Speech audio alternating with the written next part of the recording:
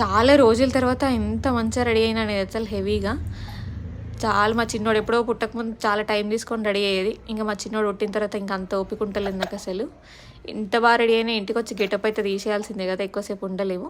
వేసుకున్న నేను జ్యువెలరీ సెట్కి అయితే పెద్ద స్టోరీ ఉంది. జస్ట్ రేపైతే ఇంకా లాక్డౌన్ పడుతుంది అనగా జ్యువెలరీ వచ్చింది. ఆ రోజు రాకపోయి ఉంటే ఇంకా 2-3 డేస్ పట్టేది కావచ్చు. మా చెల్లికి ఫస్ట్ శాలరీ వచ్చినప్పుడు కొనిచ్చిన జ్యువెలరీ నాకు అది. ఇంకా ఇంత కూడా షేడ్ అవుట్ అవ్వలేదు. ఒక 5 years అవుతుంది. ఇంకా అట్లనే ఉన్నది అప్పటి నుంచి. అన్నిటికన్నా ఈ జుట్టు, ఈ గెటప్ వేసుకునేటప్పుడు ఎంత బాగుంటుందో, ఇప్పేసేటప్పుడు ఇంకా అంతకన్నా మంచి అనిపిస్తుంది. ఇంకా డ్రెస్ చేంజ్ చేసుకొని జుట్టు అంతా తీసేయడం స్టార్ట్ చేసిన.